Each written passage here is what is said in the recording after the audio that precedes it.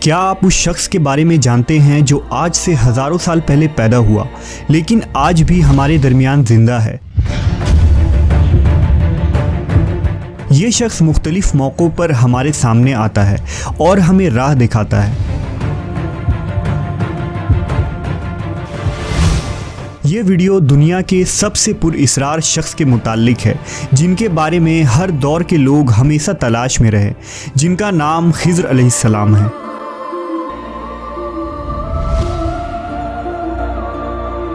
حضرت خضر علیہ السلام کو ہمیشہ زندہ رہنے کی قوت کیسے ملی، اس کے متعلق مختلف واقعات ملتے ہیں۔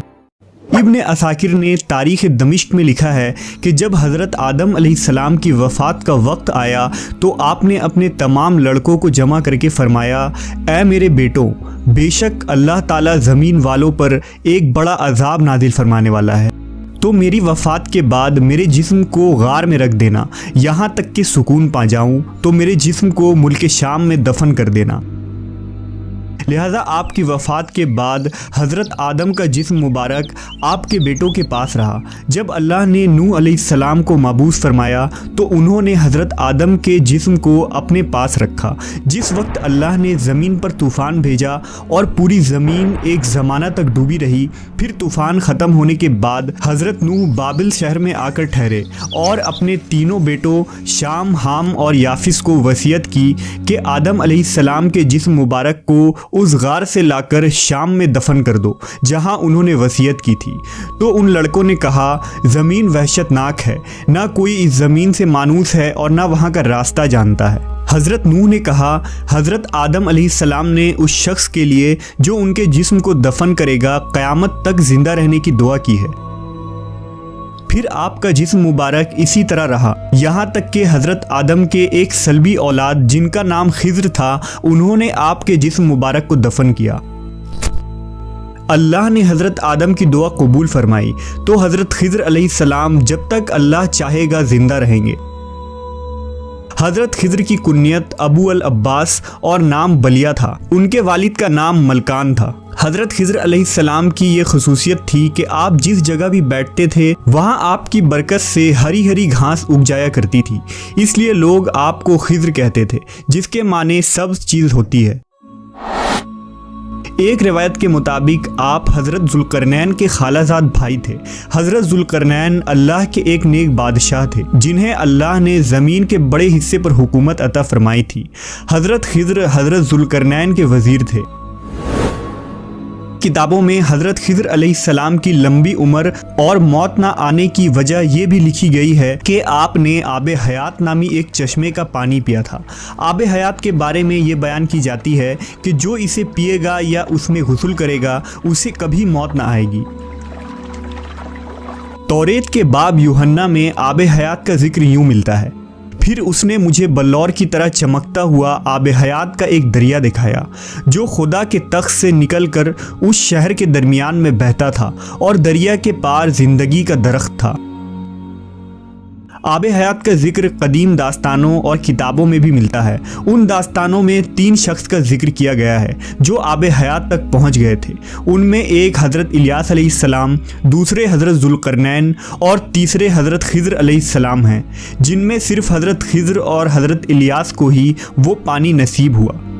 روایتوں کے مطابق ذوالقرنین نے قدیم تاریخی کتابوں میں پڑھا تھا کہ سام بن نوح کی اولاد میں سے ایک شخص چشمہ حیات سے پانی پی لے گا تو اس کو موت نہ آئے گی، اس لیے حضرت ذوالقرنین نے اس پانی کی تلاش میں مغرب کا سفر کیا۔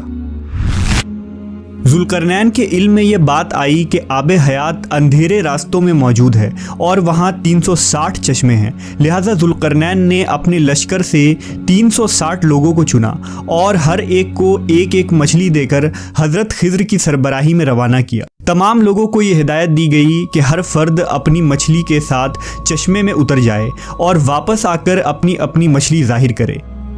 کافی لمبے سفر اور دشواری کے بعد آخر کار یہ لوگ اس چشمے تک پہنچ گئے۔ جب واپس آئے تو ذوالقرنین نے کہا کہ سب اپنی مچھلی جمع کروا دیں، لہٰذا سب نے اپنی مچھلی ان کے سامنے پیش کر دی سوائے حضرت خضر علیہ السلام کے۔ ذوالقرنین نے دریافت کیا تو انہوں نے بتایا کہ میں جب چشمے میں اترا تو مچھلی میرے ہاتھ سے نکل کر پانی میں چلی گئی۔ میں نے غوطہ لگا کر اسے پکڑنے کی بہت کوشش کی مگر ناکام رہا۔ ذوالقرنین نے کہا وہ پانی آپ کے مقدر میں تھا۔ آب حیات میں غوطہ لگانے اور اس مقدس پانی کو پینے کی برکت سے حضرت خضر ہمیشہ زندہ رہیں گے اور آپ کو کبھی موت نہ آئے گی۔ حضرت موسیٰ علیہ السلام سے بھی حضرت خضر کی ملاقات کا ذکر قرآن مجید میں ملتا ہے، جس کے مطابق حضرت خضر کو ایک الہامی علم عطا کی گئی تھی جسے علم لدنی کہتے ہیں۔ اس علم کو سیکھنے کے لیے حضرت موسیٰ حضرت خضر کی خدمت میں حاضر ہوتے ہیں اور ان سے درخواست کرتے ہیں کہ اللہ نے انہیں جو علم عطا کیا ہے وہ انہیں بھی سکھا دیں، لیکن حضرت موسیٰ کی جلد بازی اور صبر نہ کرنے کی وجہ سے حضرت خضر وہ علم مکمل طور پر حضرت موسیٰ علیہ السلام کو نہیں سکھا پاتے ہیں۔ بعض علماء نے اس واقعے کو دلیل بنا کر حضرت خضر کو نبی قرار دیا ہے، کیونکہ ایک پیغمبر کو ایک عام بندہ کوئی علم نہیں سکھا سکتا۔ حضرت خضر علیہ السلام کو جو علم لدنی عطا کی گئی تھی، اس کے ذریعہ آپ مشکل میں پھنسے لوگوں کی مدد فرماتے ہیں اور گمراہوں کی رہنمائی کرتے ہیں۔ لوگوں میں یہ بھی مشہور ہے کہ آپ راستہ بھٹک جانے والوں کو راہ دکھاتے ہیں۔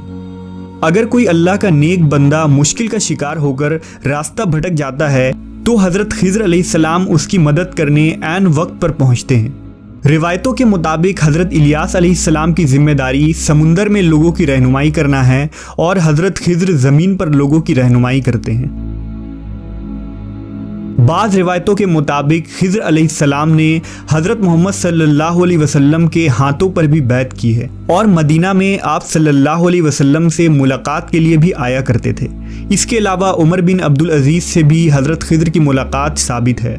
صحیح مسلم کی ایک حدیث کے مطابق جب دجال مدینہ کے قریب ایک جگہ تک پہنچے گا تو مدینہ سے ایک شخص اس کے مقابلے کے لیے نکلے گا جو اس وقت کا سب سے بہترین شخص ہوگا۔ یہ شخص حضرت خضر علیہ السلام ہوں گے۔ حضرت خضر اور حضرت الیاس دونوں زندہ ہیں اور ہر سال حج کے موقع پر ملتے ہیں۔ صوفیہ کے نزدیک بھی حضرت خضر کا بہت اعلیٰ مقام ہے۔ وہ خضر علیہ السلام کو اپنا رہنما تصور کرتے ہیں۔ بعض صوفیہ سے ان کی ملاقات بھی ثابت ہے اور بعض بزرگوں نے لکھا کہ خضر علیہ السلام نے کئی سالوں تک انہیں علم دین بھی سکھایا۔ صوفیہ آپ کو خواجہ خضر کہہ کر پکارتے ہیں۔